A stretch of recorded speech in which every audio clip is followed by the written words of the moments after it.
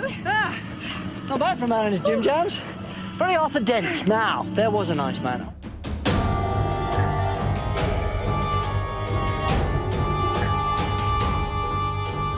Hello, I'm Dave. And I'm Rob. And would like to welcome special guest Dylan Rees. Hello, Dylan. Hello, wonderful to be here. And tonight we are recording a podcast about the story of The Hitchhiker's Guide to the Galaxy, the television version. Excellent. The Hitchhiker's Guide to the Galaxy is a wholly remarkable book.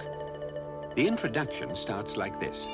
Space, it says, is big, really big.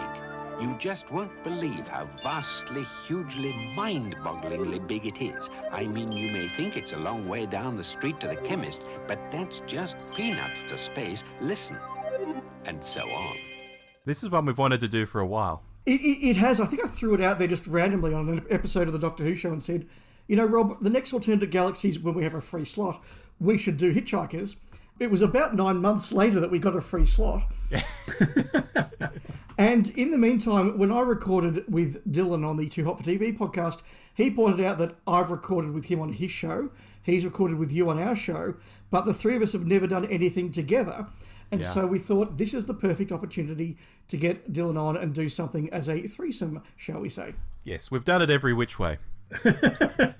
So, special thanks to Dylan. Thank you for joining us in Australia. How are you? I'm pretty good, actually, yeah, very good. The sun is shining in England. It's been a grey few months, but the listeners won't be able to see this, but you guys can probably see the sun shining in, so that's very exciting. You know, always makes me feel more positive, and I'm very excited to talk about something I don't think I've ever talked about on a podcast before, so that's always a novelty. Very good. No, fantastic. So we'll kick into this episode of Alternate Galaxies, where, as I say, we are discussing The Hitchhiker's Guide to the Galaxy, the 1981 BBC Two TV series, based on the radio show from 1978, the novel and LP from 1979. Let's start off by just saying, what are your earliest memories of this? Dylan, you're our guest. Why don't you start? My earliest memories is a VHS release of the TV series. I am very much... Hitchhikers is a TV series for me. I've never listened to the radio play. I've never read the books. It is just this version. And when I got into Doctor Who in 1989, the VHS came out in 92, and I think I probably got it quite soon after. And an uncle of mine just went, "Oh, if you like Doctor Who, you'll like this." And he sat me down, bought me the VHS, and I watched the whole thing in one go. And I have seen it well over 100 times in my lifetime, if not more. So I'm a fan. I'm not going to give it a bad review. Fantastic. Rob, what about you? IMDb, Dave, suggests that the show aired in Australia from January 12th, 1983, which was 2 years after the UK release.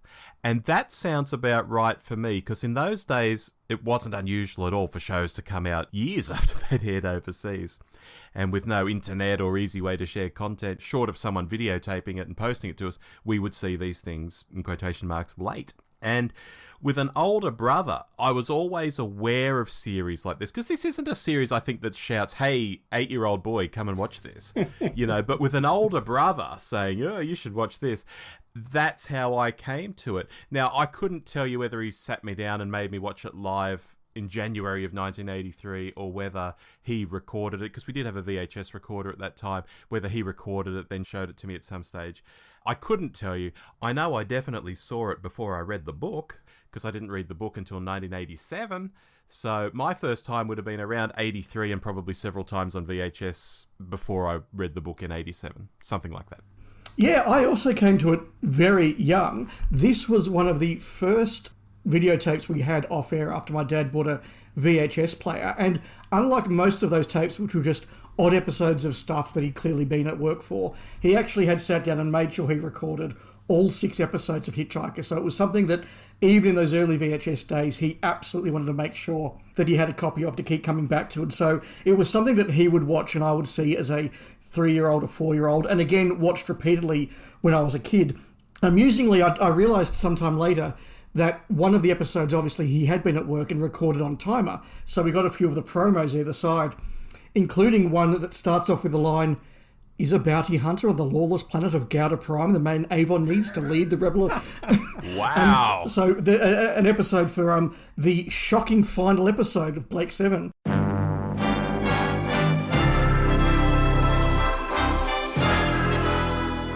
That was very cool. And I just want to add, like Dylan, for me, Hitchhikers is a TV show. I have subsequently read the books a couple of times. I've listened to some of the radio show, but I haven't sought out every episode of the radio show. This is how I got into Hitchhikers. It is Hitchhikers for me. And the other big memory I have watching it as a kid is I didn't get this was a comedy at all. It had no laugh track. It wasn't a sitcom. It was just... It almost did. It almost did, that's right. But for me, it was just a sci-fi show about monsters and aliens and cool spaceships with gleaming metal and flashing lights. And it wasn't until I came back and watched it probably as a teenager that I've gone, hey, this is actually really, really funny.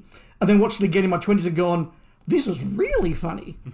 Yeah, it's weird you say that, because I never thought Doctor Who as being funny when I was a kid. And it was only really sort of when the show came back that I sort of started going back to the classic era more, that I realised, oh no, the humour was there right from the start. Again, not a comedy, but it is this thing of, I think as a kid you are looking for, or we're the type of kids, I guess, that were looking for monsters and spaceships and scares. So that's what you gravitated to. And I guess the humour in this is not necessarily aimed at a child. No, it's absolutely not. And no sneaky knocking Mr. Dent's house down while he's away. All right? The slightest thought hadn't even begun to speculate about the merest possibility of crossing my mind. So, I assume we've all gone back and watched this for the podcast. Rob, watching it back again, what were your initial thoughts? It's interesting, Dave. The first couple of episodes are the ones I've seen the most. Because you know how over the years you sometimes get the urge to watch something and you might only do the first episode or two and then the itch is scratched?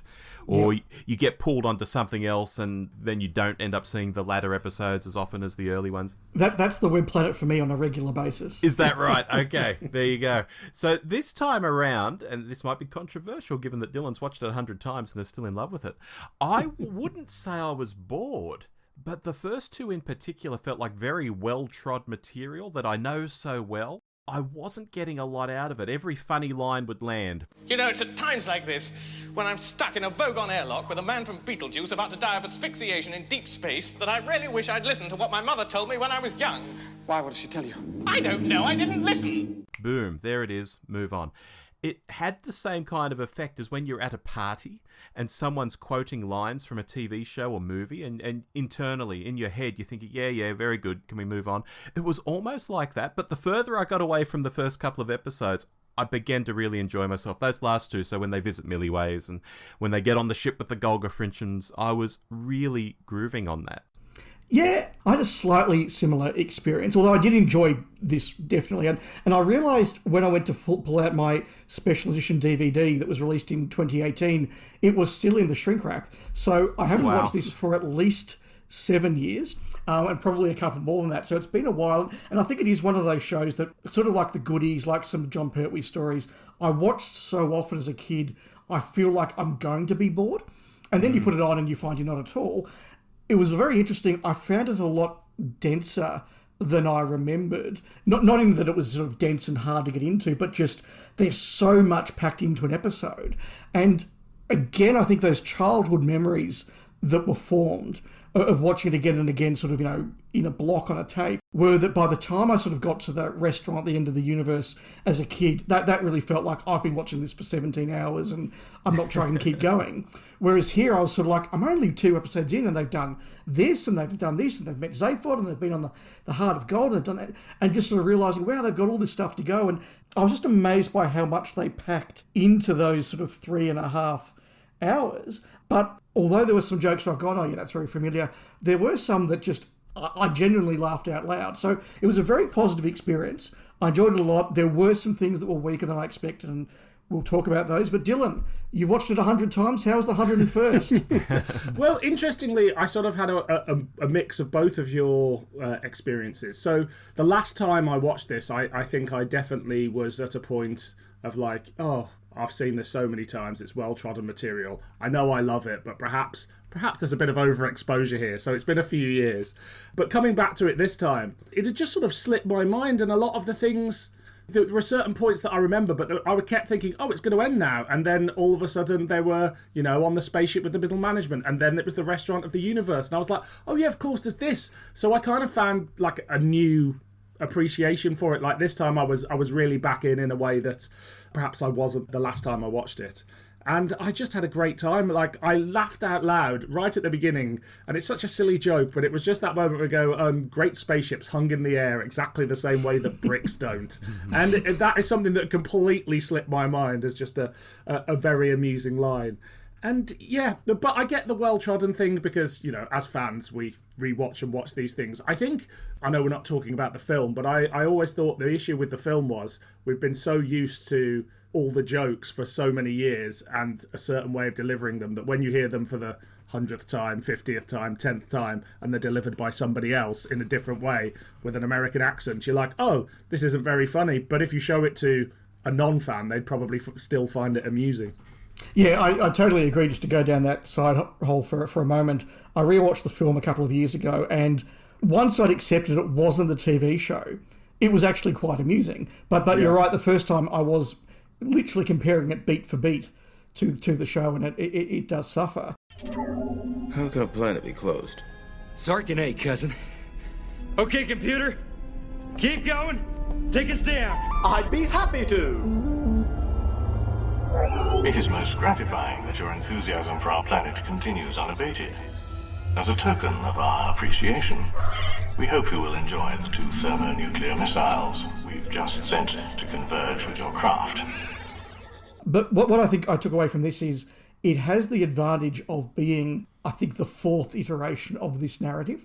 And you really get the feeling that Douglas Adams by now has worked out which jokes work, which side points work, how to do it. And so you do get this really polished, almost sort of distilled Hitchhikers without a lot of the flab, without a lot of the experiments. It just clearly works. And if we're coming into it for the first time, that's really cool. I wonder, and it would be interesting, I should have spoken to my dad before this, because he would have done the radio show and the book and the record, and then, and I guarantee he would have done all of them, and then the TV show, how he found.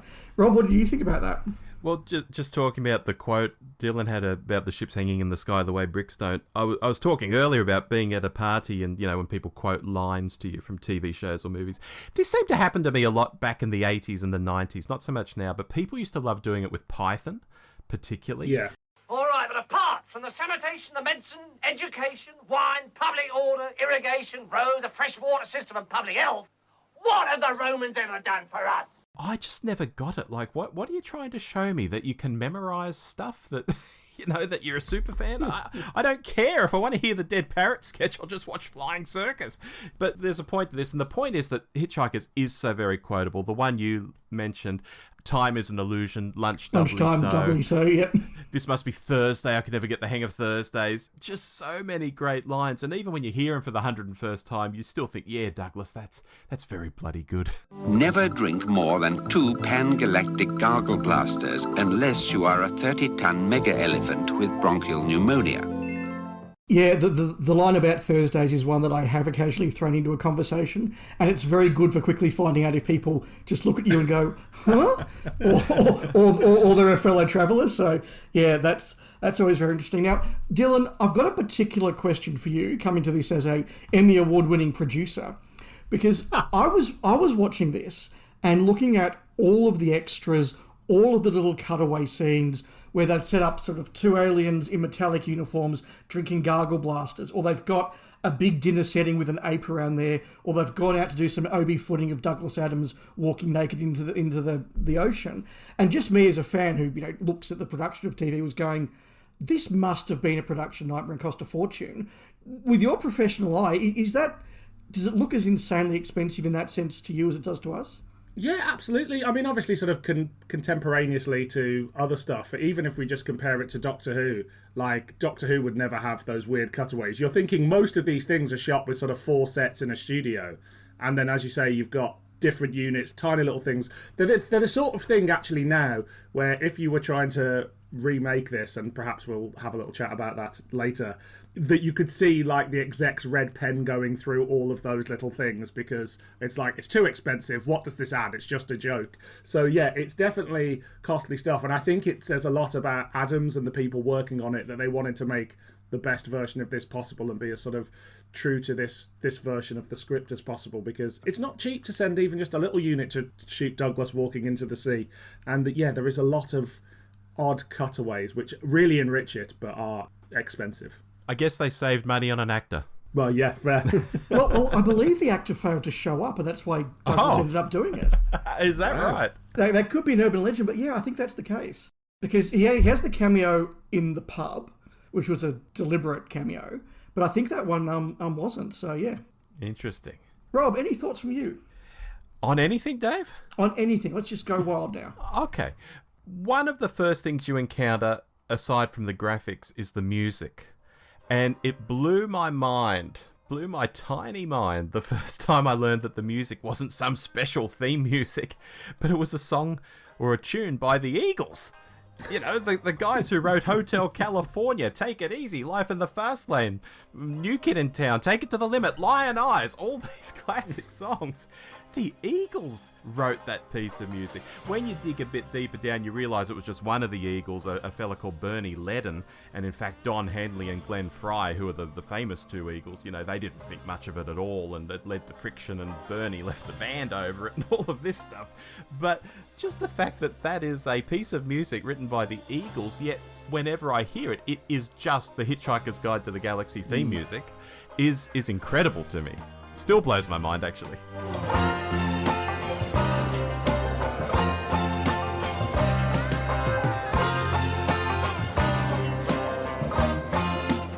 It's quite sort of forward-thinking, because now you get a lot of TV shows and stuff whose theme music is a famous song, but back in the 60s, 70s, 80s, it tended to be more, you know, you got your specially composed theme tune. So in that respect, like, it's quite a modern approach. And of course, outside of that, the incidental music we should mention is Paddy Kingsland, so there's that distinct Doctor Who feel going on from the later Tom era, the Davo era. It's unmistakable. If you were looking away from the TV, you might think, oh, someone's put Full Circle on or something.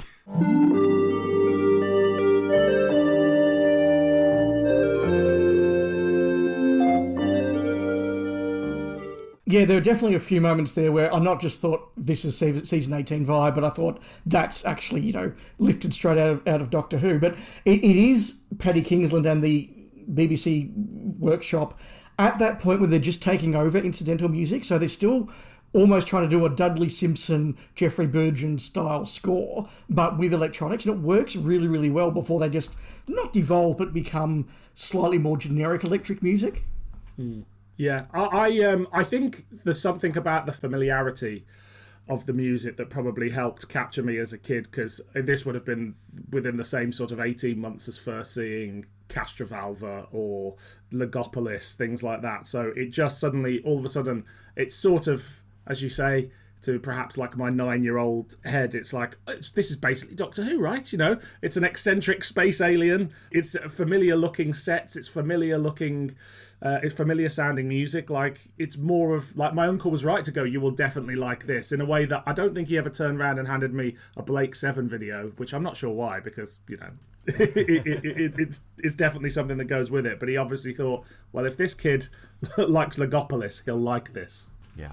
And of course, the theme music is paired with what, as a kid, really captured my imagination, which is that really simple but really effective image of the spaceman flying through the letter and then sort of forming the hitchhikers, which just looks wonderful, but it's a really simple concept, just really, really well done.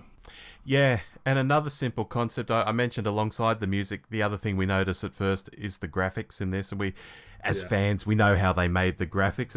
It's not computer animation, it's cell by cell animation. It's actually drawn. It's incredible. You look at it even now and you think, oh, that must just be the digital of the era. No, someone drew that and pulled a dodgy bit of cardboard across the letters so they would appear one at a time, like they were being typed out digitally. Incredible. I've got to say, I found those interludes by the book some of the funniest stuff that was there. And, you know, you have that advantage when you're being the book that you don't actually have to tell a story. You can just go off in a Douglas Adams style sort of monologue and just tell jokes and have little witty punctuations. The marketing division of the Sirius Cybernetics Corporation defines a robot as your plastic pal who's fun to be with. Your plastic pal who's fun to be with. The Hitchhiker's Guide to the Galaxy defines the marketing division of the Sirius Cybernetics Corporation as a bunch of mindless jerks who'll be the first against the wall when the revolution comes, with a footnote to the effect that the editors would welcome applications from anyone interested in taking over the post of robotics correspondent.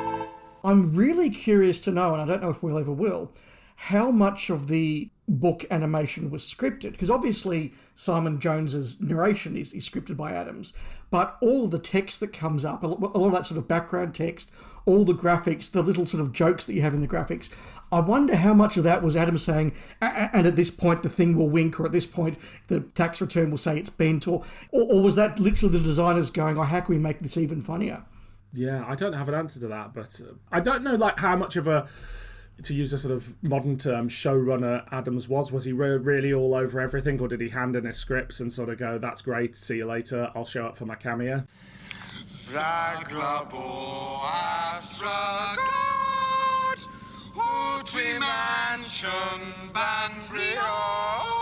the hell are you doing? This is an ancient Beetlejuice death anthem. It means after this, things can only get better. Let's talk about the cast. Who stood out, good or bad, in the cast for you, Dylan?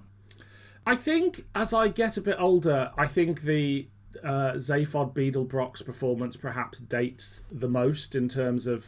I like him when he's manic, but when he's trying to be chilled, it's a little bit... Reminds me a little bit of Alexi Sale in Revelation of the Daleks, where I'm just not quite sold on the performance. But I think, you know, the leads, they're all brilliant. Ford Prefect in particular has just got such an energy and manicness that just really... and his sheer sort of, oh, what now, sort of attitude to everything. I just think he's a brilliant creation and played perfectly. I liked it. What about you, Rob? How did the cast go for you? Well, I'll pick up on those two to begin with. When I was a kid, I used to think Zaphod was the height of cool, like the bogus American accent, the catchphrases like, hey, space cookies, you know. If there's anything more important than my ego around here, I want it caught and shot now.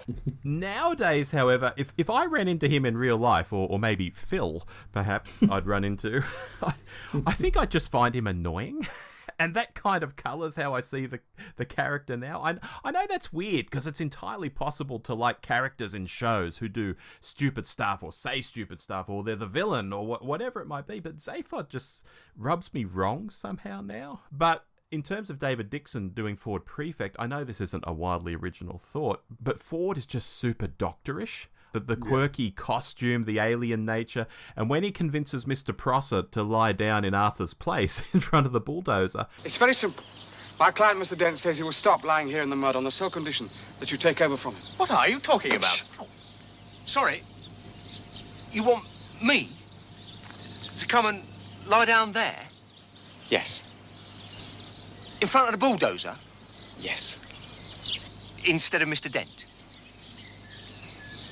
Yes. In the mud? In, as you say, the mud. That's just pure Doctor Who. You could imagine Tom Baker doing that.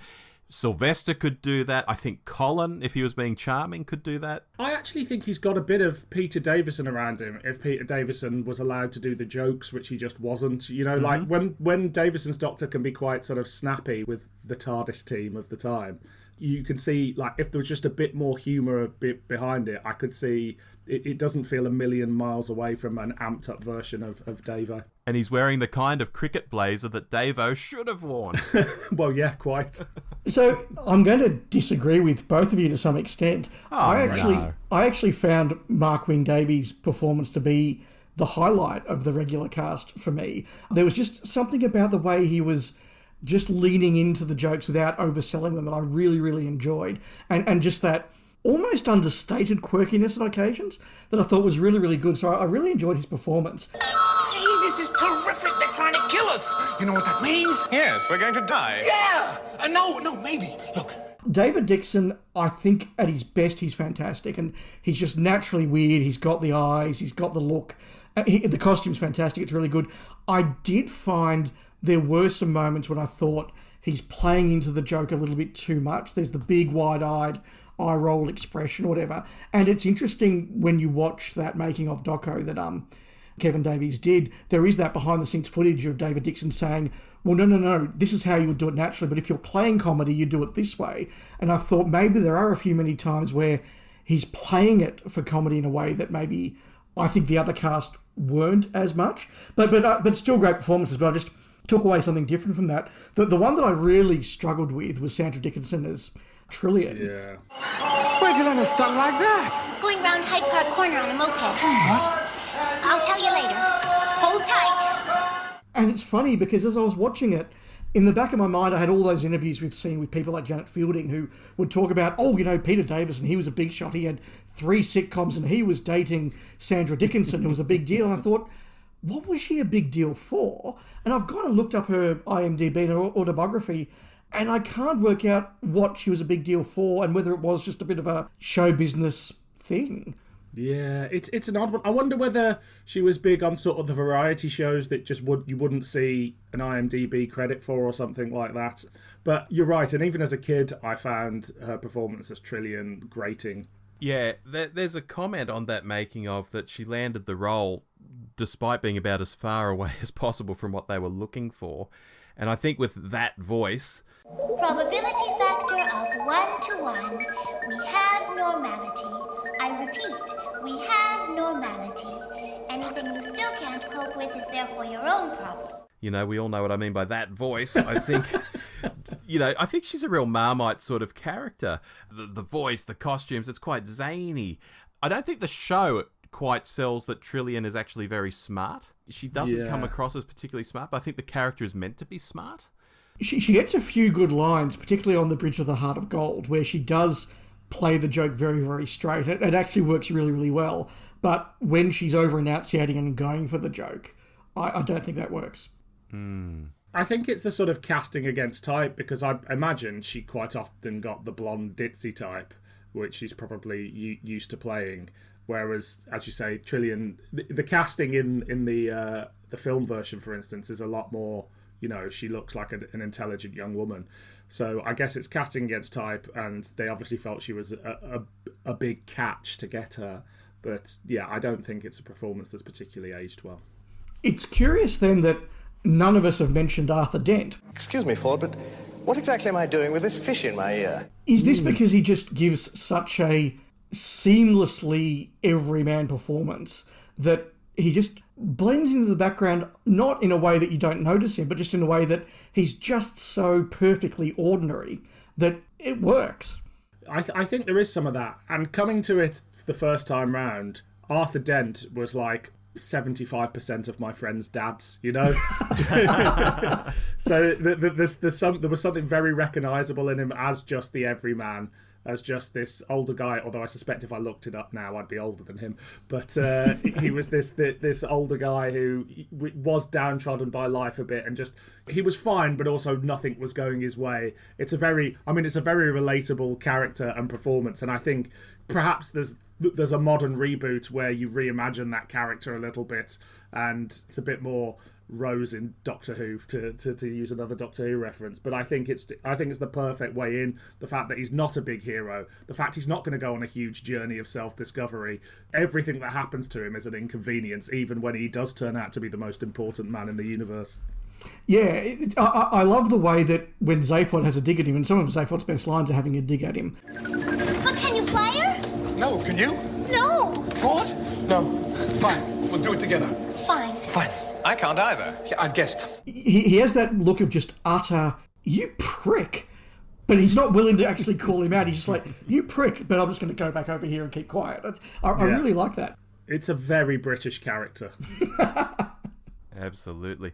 For mine, Arthur is absolutely Arthur to me. So much so, I think, that it made it hard to accept the movie version all those years later. I mean, there may be other reasons why it's hard to accept the movie version, but one of them was Martin Freeman just wasn't Arthur to me, despite being the everyman in The Office and someone thinking, gosh, he's the everyman in The Office. Arthur is the everyman, let's cast Martin Freeman. I could never get into him being Arthur, and I feel like the way the producers did which was when they were getting the radio performers in to see who might click on screen.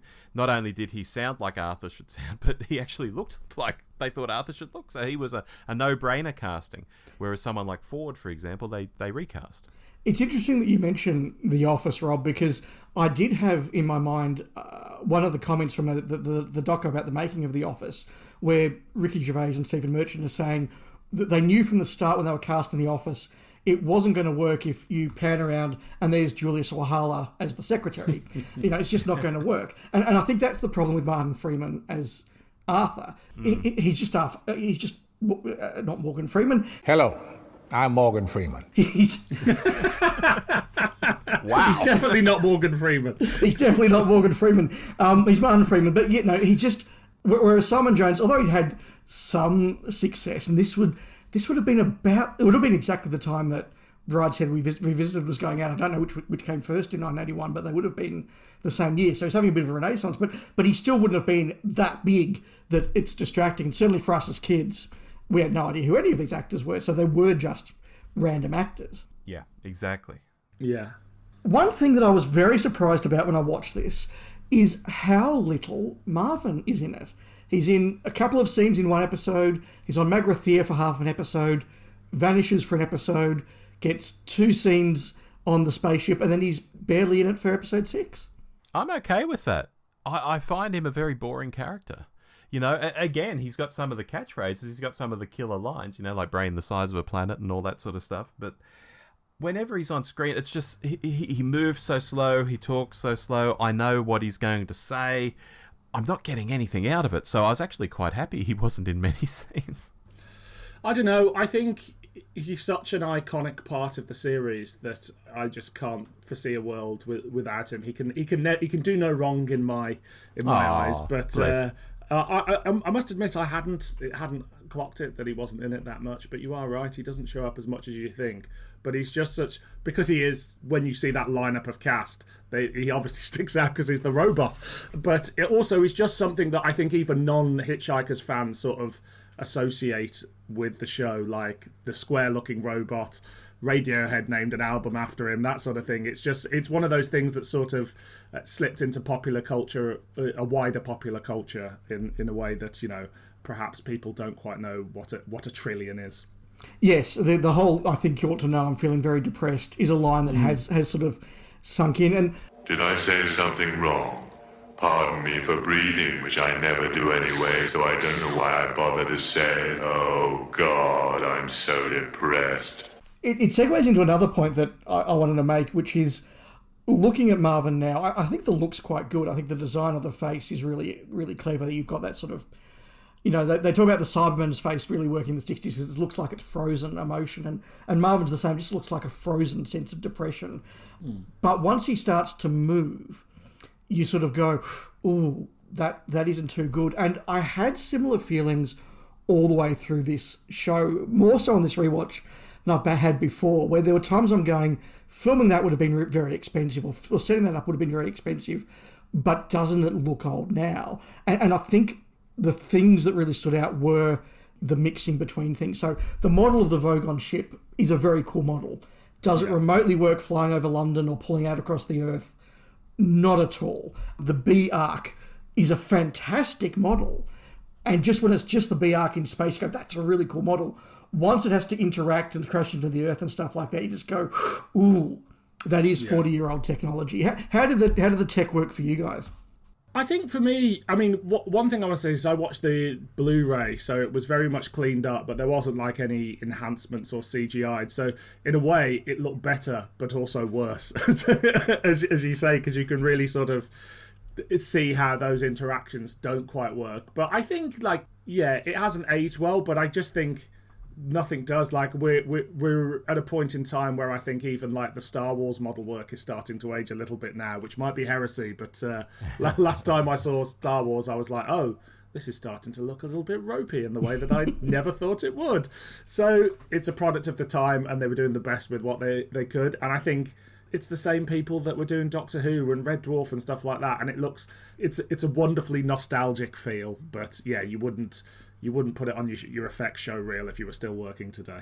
Well, I agree with everything you guys have said, but I'll tell you one piece that I think looks really good even now, and that's Slutty Bartfast's little Perspex bubble. Oh, yeah. As it floats along. That looks really effective, actually, even now. I know it's a practical effect. Yeah, but I think you're right, actually. That was something I was a bit like, wow, they are moving at quite a speed down a very long I wonder how they're doing that. Where did they shoot that? Like, was it something that existed that they augmented? Did they build it completely? It looked very cool. But that's just perfectly normal paranoia. Everyone in the universe has that. And when they're outside in the quarry, it has the floating effect. And it's like, oh, that's really good. You know, and I know things are done with smoke and mirrors. Like I know Luke Skywalker's land speeder had mirrors down the bottom, so it reflected the desert below, made it look like it was floating. Sorry if that spoils it for anybody. I know how these things can work, but it still looked great, I thought. Yeah. Some of the map paintings looked really, really good. Some of them, again, you know, they weren't designed to be watched on an 85-inch television, but on an 85-inch television, they look like map paintings. But some of them hold up really well. So one final general point that I want to make before we do a bit of a wrap-up conversation is I had not realised that the version of episode 6 that I had been watching all these years on VHS was cut, because it actually goes for about 36 minutes. And clearly the ABC was trying to stretch the others, and the others they broadcast at 32, 33 minutes, that was fine, but clearly 36 was beyond them. And so I was watching the DVD going, this whole opening scene is completely new to me, and the scene where they're wandering through the Earth forest going, well, there's one way to find out, shall we? Yes, you mean, we'll go there. That was all completely new to me, so that was really interesting, but it set up the fact that I really feel as though that final episode takes quite a turn in the way that a lot of Douglas Adams stuff does. And if you read the books, particularly the first 4 books, they sort of get more depressing as they go on. And I felt like the series got a little bit more depressing as it went on. You know, the restaurant at the end of the universe is a clever and funny idea, but it's also a bit depressing. And then by the time they get to the contents of the B arc, I thought that's a brilliant concept, but very depressing. And then when they get to just, you know, the whole program's failed, humanity's dying out. You are obviously being totally naive about that. Look, when you've been in marketing as long as I have, you'll know that before any new product can be developed, it has to be properly researched. I mean, we've got to find out what people want from fire. You know, how they relate to it, the image. Stick it up your nose. Which is precisely the kind of thing we need to know. I mean, do people want fire that can be fitted nasally? And then they have that lovely sort of montage as they walk down the creek and you get It's a Wonderful World. I just go, this is really, really poignant, really, really effective, but it feels very different to making, you know, Mr. Prosser lie down in front of a bulldozer and being attacked by Vogons.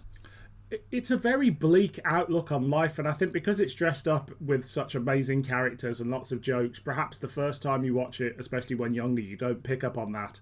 But it's very cynical, and its view on the human race and humanity and everything, and this is the 80s humanity, we've only got worse. So it's sort of, it is really bleak, and as you say, like, slightly depressing, but in a very uplifting way. That's the only way I can say it. It's just, it's wrapped up in so much sort of humour and warmth that you cannot spot it straight away if you're a first-time viewer, perhaps. Here's a thought out of left field. Thinking about depressing things, I was thinking of scary things. When I was a kid watching this, say 8 years old, I found Max Quarterpleen very sinister. Yes.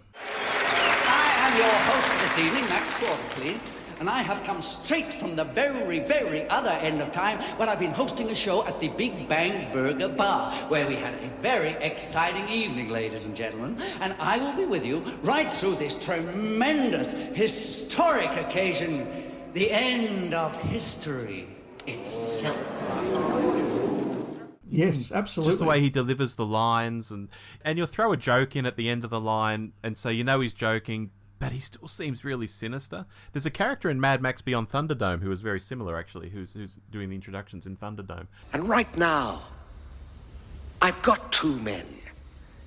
2 men with a gut full of fear. Ladies and gentlemen, boys and girls, dying times here. But anyway, I'm really going off on a tangent there. But yeah, Max Quarterpleen, scary. So I think it's interesting that I said before what a perfect ending episode 6 was to this series, when you realise that every intention was that they would do a season 2, but it just never took off because, well, there are various different stories, clashes of personality. Adam's not willing to compromise on stuff, particularly the budget. The BBC going, look, this was great, but, it wasn't worth what we wanted. We could do an entire season of the goodies for this. Do you think it stands up better for being a standalone, or do you miss that there wasn't a series 2? Oh, that's a good question. I think my natural inclination is to say I would have liked to have seen a series 2 because I'd like to see more of these guys getting around doing their shtick. I'd like to see more of Douglas Adams on telly. We have so little of it. He wrote Sharda for Doctor Who, and although we've had 10 versions of Sharda since, we didn't quite get what we were meant to get, and he had to morph that into the first Dirk Gently novel. And probably where you're going to leave with this, Dave, is what he was going to write here morphed into a Hitchhiker's novel and such. But yeah, I would have liked to have seen more on TV. I could have done with the second season of this, yes.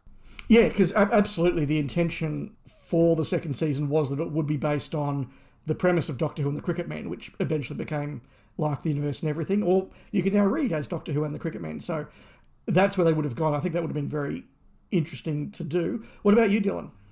I am still gutted that there isn't a second series. I think, I remember finishing it as a kid and desperately trying to find a second series in HMV or whatever, sort of video shop that was about, and it became very clear that there wasn't one. And every time I watch it, I'm like, I'm ready for the next season. I do get your point that actually sort of, it is a clean ending. It doesn't leave too much sort of hanging. But yeah, no, I'm still a little bit sad about that, and it's very unlikely we'll get it now, I think. I think so. Do you get sad when you're watching the making of, and Simon Jones is there in the costume, David Dixon's there in the costume? I mean, I think Simon Jones is wearing a wig, but aside from that, it's like they could have shot it even in the early 90s. They could have got away with doing a second season. Well, it's funny because it's one of those things where it feels like Hitchhikers was very, very old by the time I was 6 or 7. And, it's something from the old days. But you realise the making of was only about 11 years after the series was made. It was no time at all. Yeah. I think, though, it's interesting, like, we talked earlier about, like, all the little cutaways and all the expensive things, and the BBC clearly went, no, this is far too expensive to do another series. And they probably were like, you've got 3 sets an episode, and that's it. You've got 2 weeks of location filming, and I imagine Douglas's script was bigger and more expansive than the script for the first series, which was probably overstretching a BBC budget as it was. So speaking of that, earlier, Dylan, you made a comment about wanting to talk about possible reboots or remakes. Now's the time. Well, I think it's interesting, like, pre-COVID, there was talk of Hulu doing a series, and that sort of disappeared. And, I remember in the early noughties, I don't know, do you get Peep Show in Australia? Yeah. Yeah, okay, cool. Well, there was talks of... We do, but I didn't watch it for many years because everybody said to me, you look like and remind me of that character from Peep Show.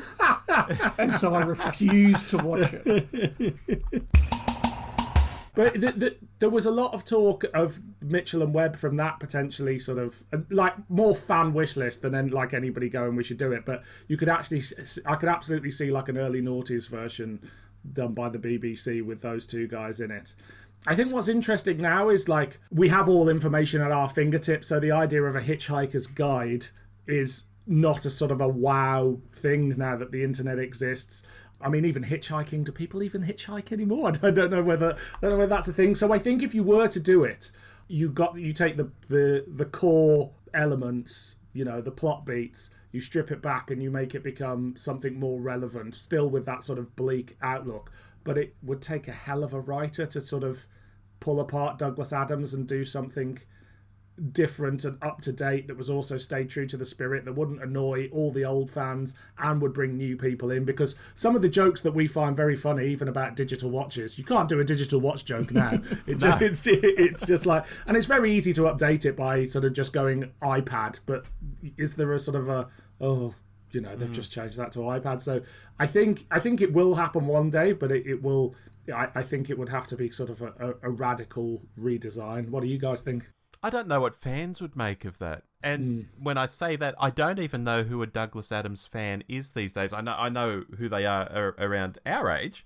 you know, but is a 15-year-old going out and reading the book today? I have no idea, to be honest. Yeah, I think there is a particular type of 15-year-old or undergraduate who does discover Douglas Adams in the same way that there's a particular type that discovers Python. And they get into it. And you know, as an 18-year-old, 19-year-old, you think that Adams and Python are the most profound thing that was ever written. And then, you know, you get a bit older, you go, look, they're great, but are they profound? Well, maybe sometimes, but not always. You know, it is a very particular sort of sense of humour. I think that every generation does have a group that finds it. Is it a smaller group in each generation? Look, maybe, I don't know. I have the question, is this a show like Doctor Who that, although it's not particularly British, in fact only the opening 6 or 7 minutes is actually set in Britain, is it so distinctly British that only a British production can really do it right? I think the tone of that series that we're so familiar with is very British, but I do wonder, like, it depends on your audience. Say there's 20,000 Hitchhikers fans out there, or 100,000, but you're making a show that's to be watched by 8 million people globally, then ultimately if an American's got a take on it, you're only going to annoy a very small section of the fan base. I know that might be heresy, but I think there's a sort of Seinfeld Fraser version of this show that is perhaps a little bit more cynical from American point of view, but it is a radical reinvention again there. Yeah, Frasier's a good pull. I like that. I do like that. Yeah, I think there is a British element to it, though, Dave. I mean, Arthur's getting around the universe looking for a cup of tea. I mean, can you think of any other country that would be doing that? There we go. Yeah, we changed digital watches. Yeah. What is it? It's an Miglian Major cow. I'll bring him over. Okay, we'll meet the meat. That's cool. Well, we'll move on now to a couple of final questions to wrap up our conversation. The first is, what was your favourite thing about this watch? Rob, we'll start with you. All right. For something that's so budget, I think it's extraordinary how well they did with this series. There was always that thing about the Hitchhiker's movie that it would be unfilmable. It's really hard to do, really hard to get right. It's in development hell. Douglas Adams didn't even live to see it. And yet the TV series ticks all the boxes and is really fun, and it feels well cast, and it's so quotable, as I mentioned earlier. Did you ever go to a place, I think it was called Norway? No, I didn't. Pity. That was one of mine. And all the things we've been talking about tonight. And regardless of whatever I might say next, I think it's just really fun. That was my favourite thing about this watch. It is fun. What about yourself, Dylan? For me, this time round, it was two things. First of all, it was the restoration work that had been done on the Blu-ray, which I'd bought but not watched before. And the second thing was the B arc part of the story really just hit home this time in a way that's, you know, I've always enjoyed it, but I found great enjoyment and a lot of humour in that setup this time round, and that really appealed to me. And of course, Doctor Who's Geoffrey Beevers does turn up there. Yeah. Which I'd never noticed before until that point. Yes, likewise. No, I really like the B-Arc stuff, although I do watch it now and think, which segment are political staffers in? And yeah, I'm worried I am in the useless third, so that was a bit depressing. Look, the thing that was really my favourite thing about this, other than going back and just enjoying it generally, was it was a lot of the guest cast. It's where Richard Vernon turns up and is just amazing. And as a kid, he's just a guy playing Slarty Bartfast. But now that, you know, I'm far more familiar with Richard Vernon's work, his comedy work, his dramatic work, you go, this is Richard Vernon turning up and just being amazing for 2 episodes.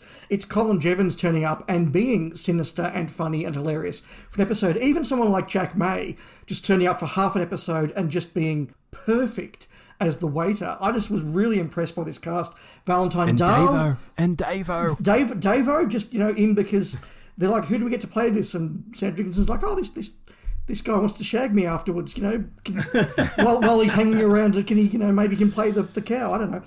You know, Valentine Dahl, like, I was really impressed by the quality of the actors that came in and just did these little bits really, really well.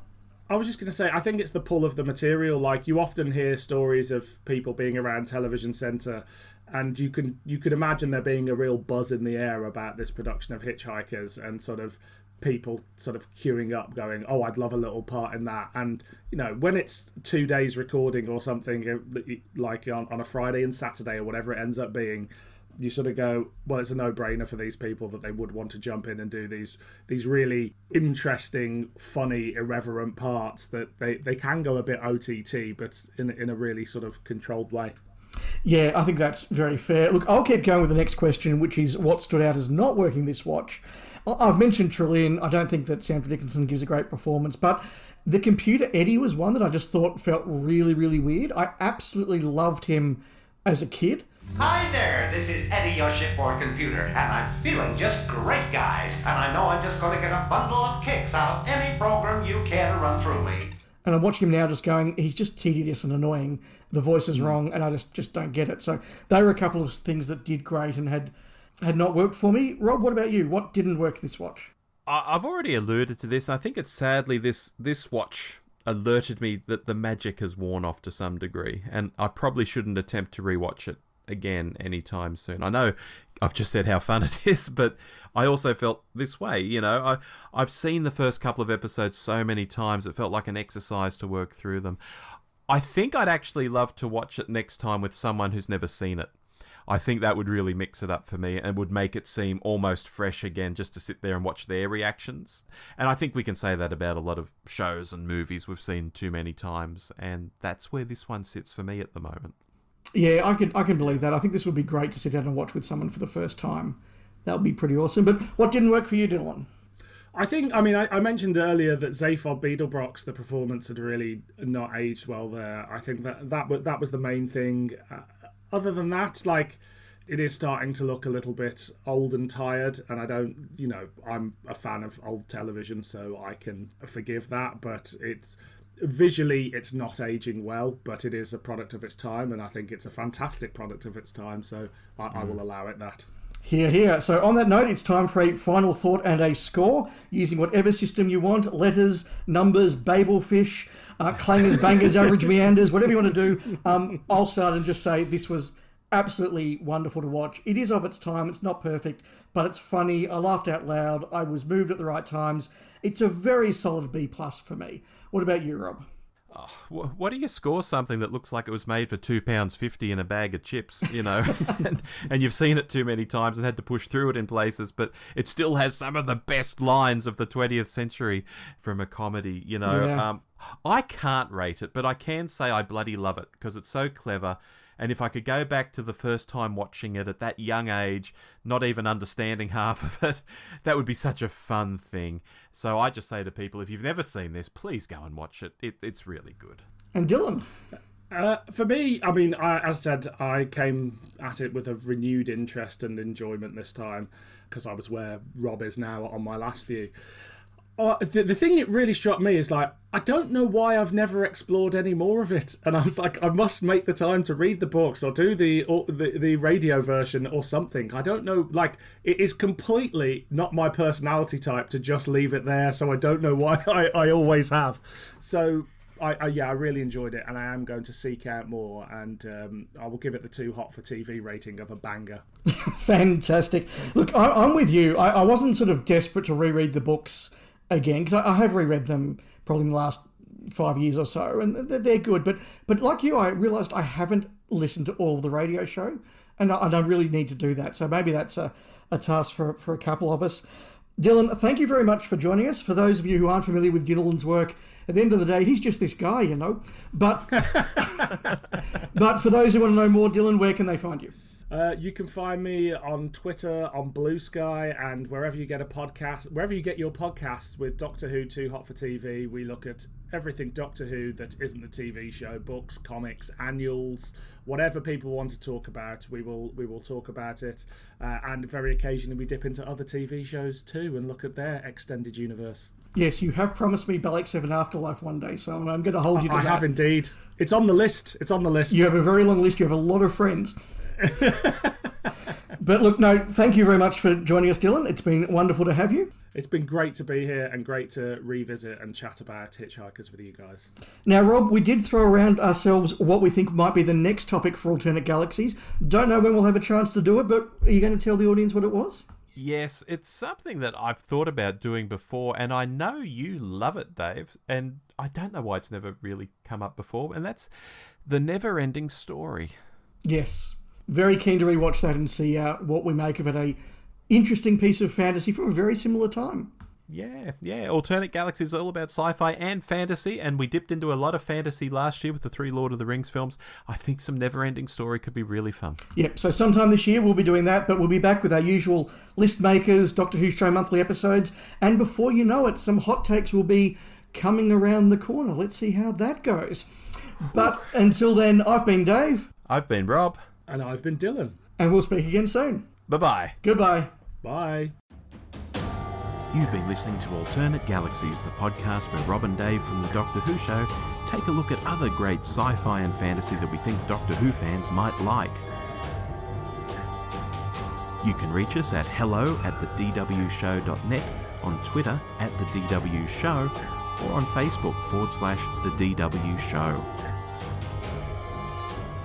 Alternate Galaxies is an irregular podcast, so stay tuned to the Doctor Who Show and other programs on our feed to know when the next episode's coming. Our theme music is called Wretched Destroyer and is by Kevin MacLeod. Find him at incompetech.com. Well, that's it for this episode. We hope you enjoyed the show, and we'll talk to you again soon. Bye-bye!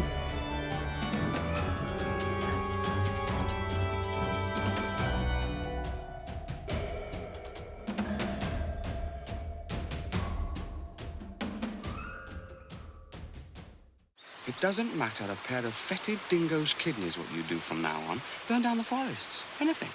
It won't make a scrap of difference. You see, I've seen your future. 2 million years you got, and that's it. At the end of that time, your race will be dead, gone, and good riddance. Remember that? 2 million years.